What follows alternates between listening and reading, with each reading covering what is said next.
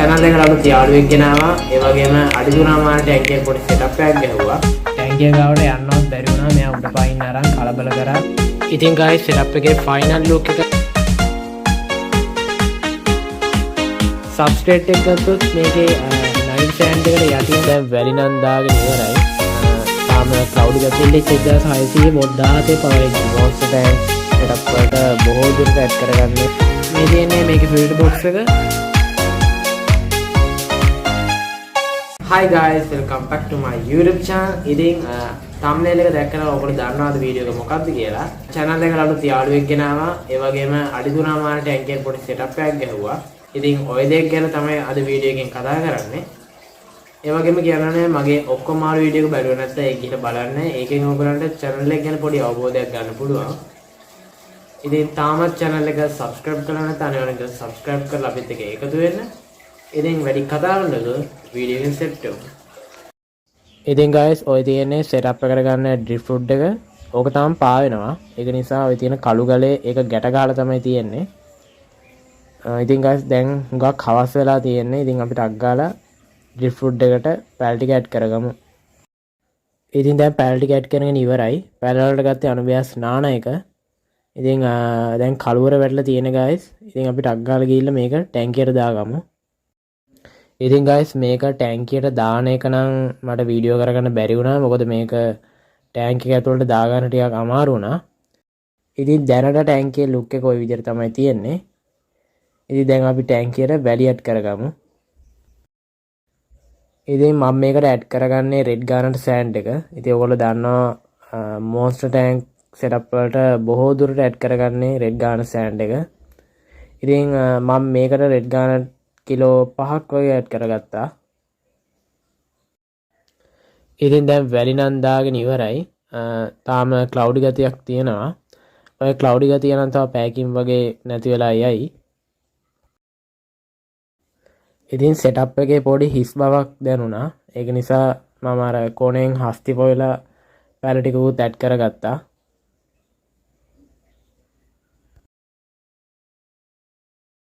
ඉතින් guys setup එකේ final look එක මෙන්න මේ විදිහට තමයි තියෙන්නේ.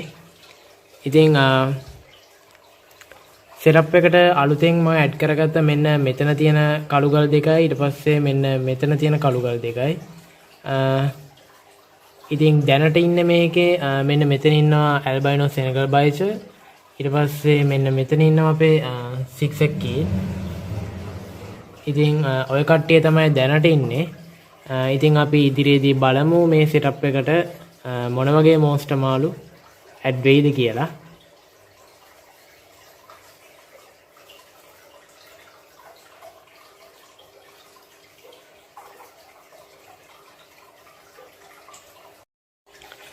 ඉතින් guys මේ වීඩියෝ එකට කලින් අප්ලෝඩ් කරපු වීඩියෝ එක කියන්නේ මගේ ඔක්කොම මාළු වීඩියෝ එකේදී හුඟක් අය කමෙන්ට් කරලා තිබ්බේ මෙන්න මේ ටැංක් setup එක ගැන. ඉතින් මේක ගැන මට පොඩි පොඩි දේවල් ටිකක් කියන්න තියෙනවා.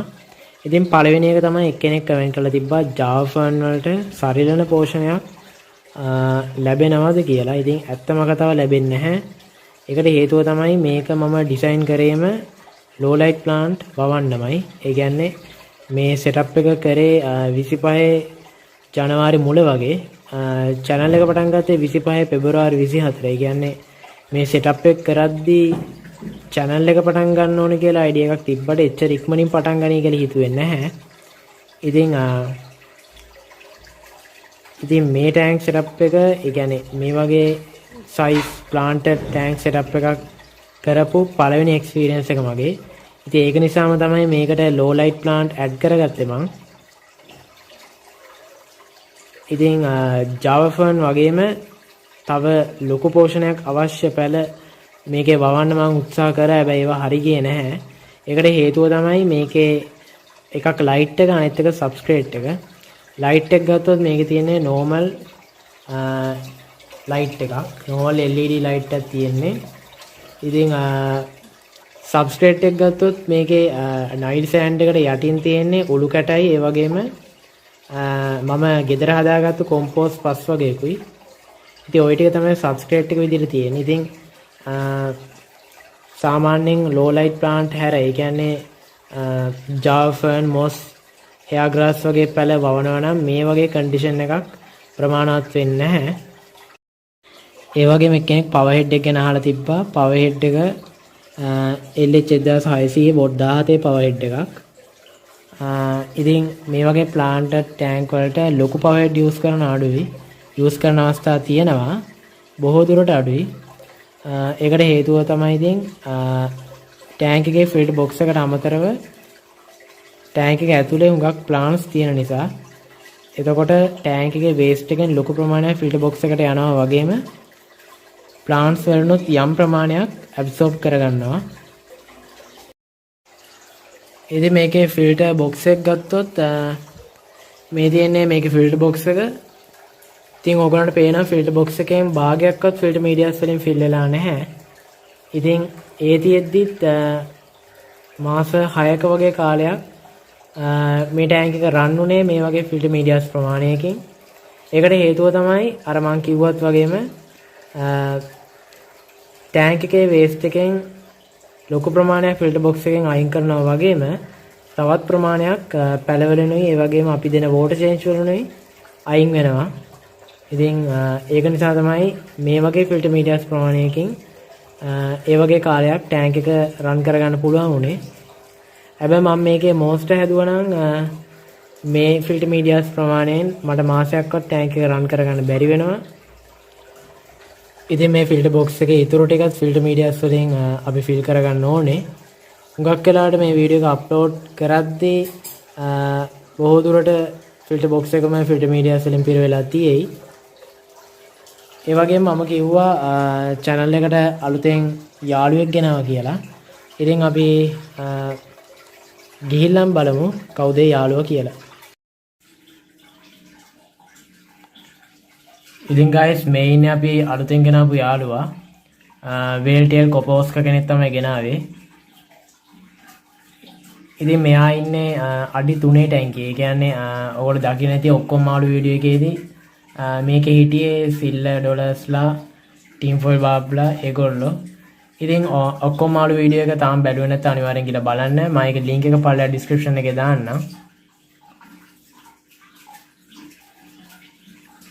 ඉතින් ඒකේ ඔයගොල්ලෝ දකින්න ඉතින් මේ ටැංකියේ කලින් හිටියේ සිල්ලර් ඩොලර් දෙන්නයි ටීම් ෆෝල් බාබ් දෙන්නයි රෆාල් කැට්රිස් දෙන්නයි 6ක් කීලුයි. ඉතින් ඔයගොල්ලෝ දැක්කා 6ක් කීල් ඉන්න දැන් අඩි 3මාරේ.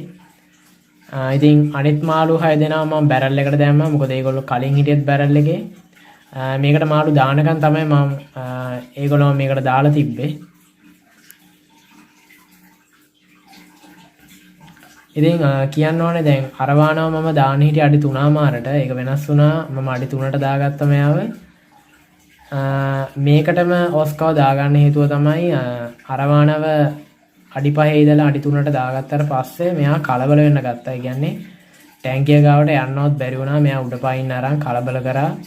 ඊට පස්සේ මෙයාගේ සිවියකුත් කඩා ගත්තා. කැම් එකට නම් ඒක හරියට පේන්නේ නැහැ.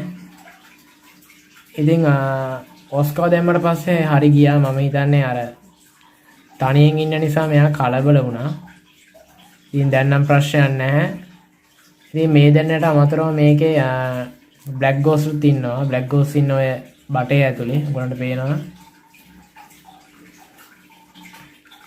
ඉතින් දැනට නම් ප්‍රශ්නයක් නැහැ. පොඩි හරි සැකයක් තියෙන ඔස්කා ගැන.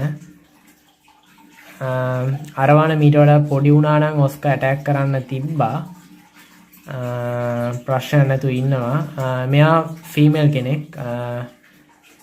මේල් කෙනෙක් ගෙනාව නම් මීට වඩා තත්ත්වය වෙනස් වෙන තිබ්බා.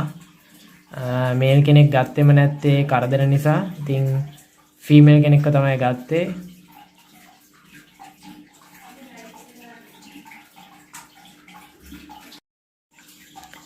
ඉතින් guys black ghost මේ ටැංක් එකට ගන්න හේතුව, ඒ කියන්නේ 5 feet එකෙන් මේ ටැංක් එකට ගන්න හේතුව උනේ මීට කලින් වතාවක 5 feet එකේ මාළු අඩු වුණාම එන්ඩිජේරි black ghost attack කරා. ඒකට හේතුව නම් මට හිතා ගන්න බෑ.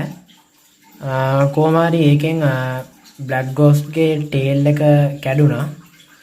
ඒ කියන්නේ සාමාන්‍ය black ghost කෙනෙක්ගේ tail එකේ white mark දෙකක් තියෙනවානේ. ඉතින් ඒ white mark දෙක තියෙන කොටසම කල්ලා දැම්මා. ඉතින් ඒ ටේල් එක ආපහු වැවෙද්දී ටේල් එකේ ආවේ එක වයිට් මාක් එකක් විතරයි. ඉතින් දැනුත් 5 feet එකේ මාළු අඩු වුණා. ඒ කියන්නේ දැන් ඇල්බයිනෝ සෙනගල් බයිචවත් ගත්තා අඩි 3මාරට. මොකද එයාගේ සයිස් එකත් එක්ක ඒ කියන්නේ එයාට සාපේක්ෂව අනිත් බයිචර්ස්ලා සයිස් එක වැඩි. ඉතින් ඒ විදිහට අරවානවත් ගත්තා. ඉතින් දැන් 5 feet එකේ ඉන්නේ එන්ඩිචෙරි දෙන්නයි ෆෙදර් ෆිනු විතරයි. ඉතින් ඒක නිසා තමයි කියන්නේ අර වගේ සිද්ධියක් ආයෙත් නොවෙන්න තමයි බ්ලැක් ගෝස් ආයෙත් මේකට ගත්තේ.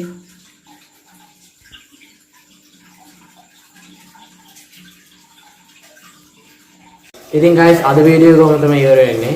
වීඩියෝ එක ගැන මොකද හිතන්නේ? වීඩියෝ එක මොනවද අඩුපාඩු තියෙනවා නම් පල්ලෙන් කමෙන්ට් කරන්න. ඒ වගේම වීඩියෝ එකට කැමති නම් ලයික් කරන්න, ඒ වගේම ෂෙයා කරන්න. තාමත් channel එක subscribe කරන්න නැත්නම් අනිවාර්යෙන් subscribe කරන්න. ඉතින් තවත් වීඩියෝ එකකින් සෙට් වෙනකම් අදට ගිහිල්ලා එන්න හැමෝටම සුබ දවසක්.